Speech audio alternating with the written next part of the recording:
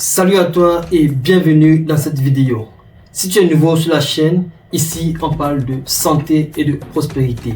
Car nous sommes convaincus que la santé et la prospérité sont comme deux frères siamois. Ici on parle d'une approche qui va t'aider à pouvoir vivre longtemps en bonne santé, heureux et surtout prospère. Aujourd'hui, on va faire un exercice qui est très important pour pouvoir démarrer la nouvelle année. Vous savez ce qu'on appelle le syndrome de la salle de sport. Beaucoup de personnes, lorsque l'année commence en janvier, on se fixe des objectifs et au plus tard, le 7 ou bien le 10 au plus grand tard, les objectifs qu'on a fixés, on n'arrive plus à tenir ces objectifs-là.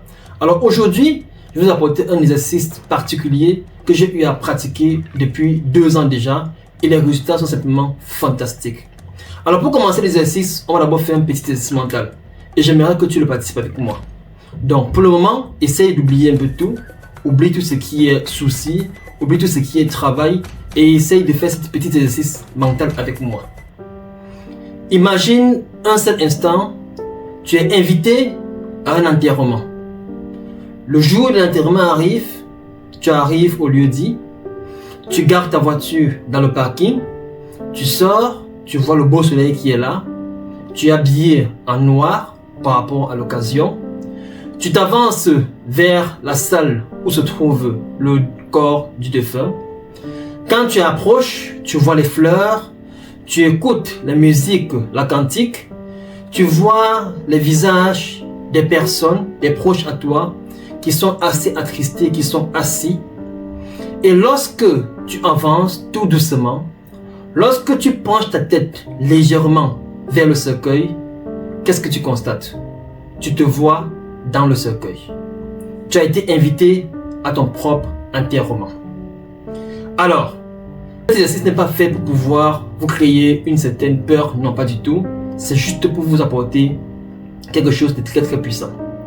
Imagine qu'à l'enterrement là, il y a 5 groupes de personnes qui doivent prendre la parole. Il y a ton conjoint ou ta conjointe. Il y a un de tes enfants qui doit prendre la parole pour faire un témoignage. Il y a un membre de la famille qui va prendre la parole pour faire un témoignage.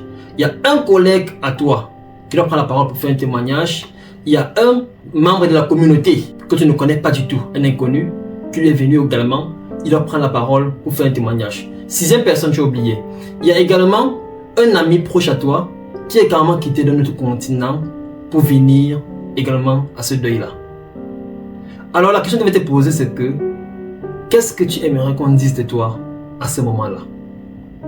Est-ce que tu aimerais qu'on dise que tu as été un bon conjoint ou une bonne conjointe? Est-ce que tu aimerais qu'on dise que tu as été un bon parent? Que tu as été un bon ami? Que tu as été un bon collègue de travail? Que tu as été une personne qui a impacté les gens dans sa communauté? En ce moment-là, qu'est-ce que tu aimerais qu'on te dise? C'est vrai, cet exercice, malheureusement, lorsqu'on est en situation de deuil, ça peut arriver que les gens, pour faire le socialement correct, ils se retrouvent à mentir. Mais je vais te prendre un deuxième cas que j'ai vécu récemment et qui m'a profondément marqué. C'était l'anniversaire d'une tante à moi et justement, on lui a fait ce témoignage-là étant vivant. Donc maintenant, on va refaire la scène avec toi. Imagine-toi dans 10 ans, tu es agréablement surpris que tes proches à toi t'ont fait une fête d'anniversaire de manière surprise. Et que ce jour, quand tu arrives, il y a de la joie plutôt, et ce n'est plus les pleurs, tout le monde est content. Et là, on prend la parole de manière volontaire pour faire un petit témoignage. Et tu vois comment les gens se bousculent pour faire un témoignage.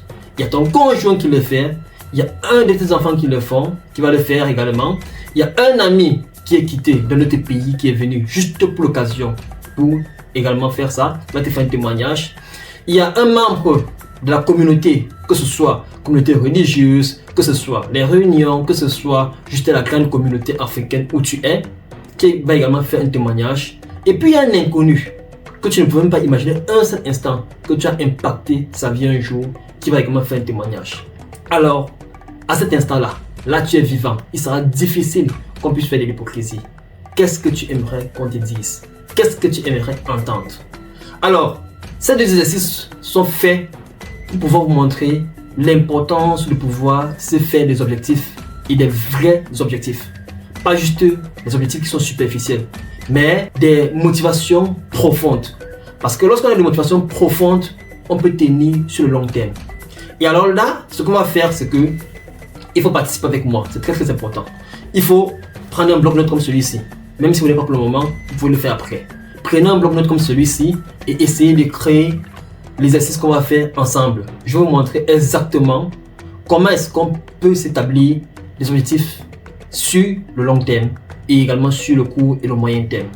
Alors, on va se diriger sur mon écran. Je vais vous montrer à travers des images animées exactement comment est-ce qu'on peut s'établir des objectifs sur 1 an, 3 ans, 5 ans et 10 ans. Cet exercice peut prendre 10 à 15 minutes pour certains et peut-être même un peu plus de temps pour d'autres personnes, surtout si c'est la première fois que vous faites cet exercice. Mais comme je l'ai dit, il est très très important et crucial de pouvoir le faire avant de démarrer l'année. Comment se fixer les objectifs? Pour se fixer de bons objectifs, il faut vous poser 6 questions pour commencer à vous guider. Ça peut être plus, mais les 6 questions que je vais vous donner, c'est pour vous guider. La première chose qu'il faut se poser, c'est qu'est-ce que je veux être? Deuxième question, qu'est-ce que je veux faire? La troisième question, qu'est-ce que je veux avoir? Quatrième, qu'est-ce que je veux voir autour de moi?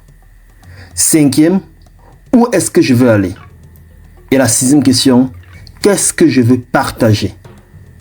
Et maintenant, vu que vous avez 6 questions, pour vous guider encore mieux, posez-vous la question, qu'est-ce que je veux être dans 1 an?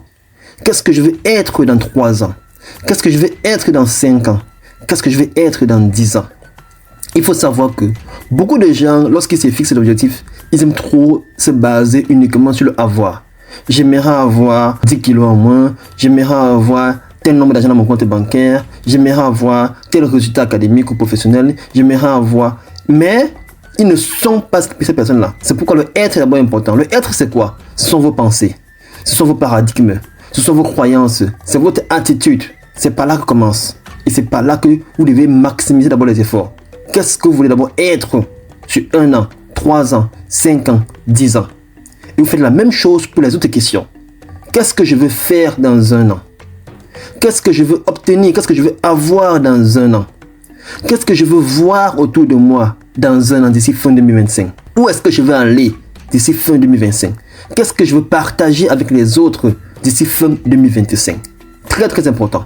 Pareil sur 3 ans, pareil sur 5 ans et pareil sur 10 ans. Il est important de pouvoir avoir des objectifs sur 10 ans. Parce que si vous n'avez pas d'objectifs sur 10 ans, il serait difficile que vous puissiez bien tenir. Les meilleures décisions à court terme se basent sur les objectifs qui sont réalisés, qui sont faits sur le long terme. Donc très important de vous fixer des objectifs sur 5 ans, 10 ans. Maintenant pour vous guider encore, je vais vous donner quelques aspects où il faut réfléchir. Il faut vous réfléchir, qu'est-ce que j'aimerais faire, mais qu'est-ce que j'aimerais être, ou avoir, ou voir, ou aller, ou partager sur l'aspect santé et forme physique. Est-ce que j'aimerais perdre 10 kilos? Est-ce que j'aimerais avoir un meilleur corps, une belle silhouette? Est-ce que j'aimerais avoir moins de bobos de santé? Qu'est-ce que je dois d'abord être? Quelle est ma manière de penser? Il faut penser comme les personnes qui sont en santé. Il faut avoir les croyances des personnes qui sont en santé. Lorsque tu veux manger, tu te dis, hey, est-ce qu'une personne en santé mangerait cette nourriture? Lorsque tu veux peut-être avoir la paresse d'aller faire le sport, hey, est-ce qu'une personne qui est en santé a des croyances d'une personne qui a la paresse de faire le sport? C'est là par là qu'il faut commencer. Deuxième aspect, ce sont les finances. Qu'est-ce que tu aimerais avoir dans 10 ans, dans 1 an, 3 ans, 5 ans, 10 ans? Mais d'abord, qu'est-ce que tu es d'abord? Sur le côté professionnel et académique, c'est pareil. Sur le côté relationnel et familial, et également sur le côté spirituel. Donc quand tu te poses ces questions-là, il faut toujours se poser avec questions et sur les différents aspects. Vous allez voir que ça vous fait beaucoup d'objectifs. Il est important de pouvoir avoir une cinquantaine, voire même une centaine d'objectifs. Ça ne dérange pas. Parce que là, c'est un processus de vie sur 10 ans que vous allez tracer. Donc ça peut arriver que vous ayez 50 et 100. Maintenant, à partir de ça, vous allez faire le tri et voir vraiment qu'est-ce qui est capital pour vous. Et comme je vous ai dit, il faut toujours réfléchir en fonction de quand vous ne serez plus là. Qu'est-ce qu'on va dire de vous? Qu'est-ce que vous allez laisser derrière vous comme héritage? Et en général, il y a 4 grands motifs qui poussent les gens, des motifs assez profonds. On a la reconnaissance qui est le premier motif. Deuxième motif, il y a l'argent. C'est vrai que pour certains, l'argent passe avant la reconnaissance, mais bon. La reconnaissance, c'est quoi? Il y a des gens qui veulent seulement la reconnaissance. Ils n'ont pas besoin d'avoir de l'argent. Ils vont aller même jusqu'à payer certains titres pour pouvoir avoir de la reconnaissance. Ils vont aller jusqu'à aider des gens pour pouvoir avoir la reconnaissance. Lorsqu'ils sont au travail, ils préfèrent plus la reconnaissance que de l'argent.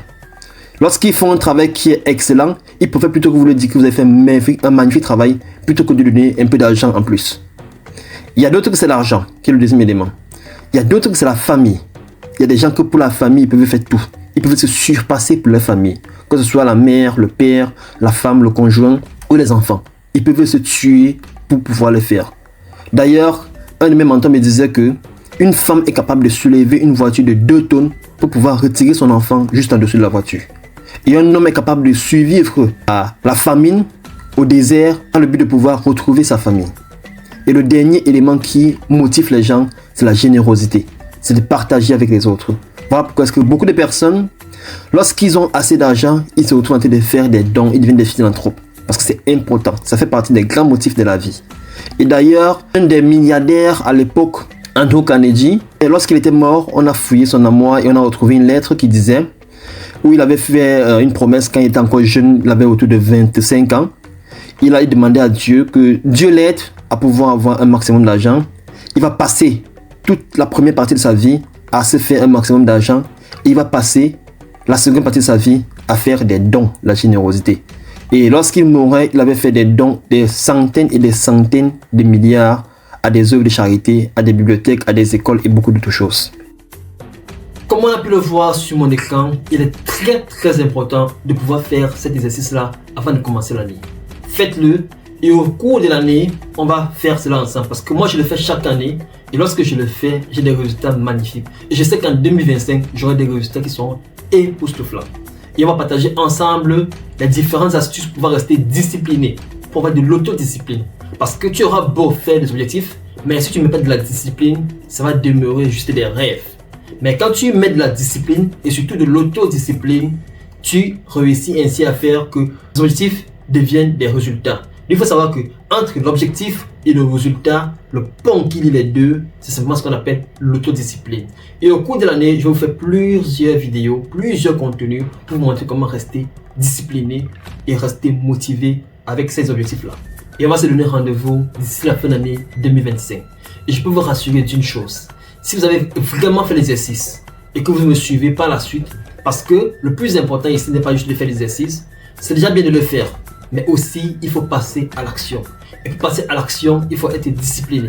Donc si vous avez fait exactement ce que je vous ai dit, vous aurez ainsi une motivation qui sont assez profondes, en pensant bien sûr aux 2 histoires que je vous ai rapportées au début. Et grâce à ça, vous allez savoir exactement où est-ce que vous allez garder cette motivation profonde là, et vous allez pouvoir réaliser les différents objectifs que vous allez tracer. Et vous demain, lorsqu'on va faire peut-être une anniversaire surprise pour vous également, vous allez voir ce qu'on va vous dire. Mais il faut commencer dès aujourd'hui, il faut commencer maintenant. Alors, une dernière note pour la fin. J'ai vu une étude qui a montré que le facteur qui favorise le succès de la majorité des personnes, ce n'est ni la richesse ou un héritage, ce n'est ni les grands diplômes, mais c'est le fait de pouvoir avoir une vision à long terme. C'est pourquoi je vous ai dit qu'il faut tracer l'objectif sur 1 an, sur 3 ans, sur 5 ans et surtout sur 10 ans. Bien sûr, toujours réfléchir par rapport à qu'est-ce que vous aimeriez voir dans 10 ans. On a vu les différents éléments qu'il faut bien se poser comme question pour pouvoir faire des objectifs qui sont assez forts et assez solides. Alors, c'était tout pour la capsule de ce jour. Alors, dites-moi si vous faites déjà cet exercice ou alors s'il y a un élément qui manque. Si vous avez des questions, laissez en commentaire, on va échanger. Et on se dit rendez-vous à une autre capsule vidéo. Portez-vous bien. Ciao, ciao.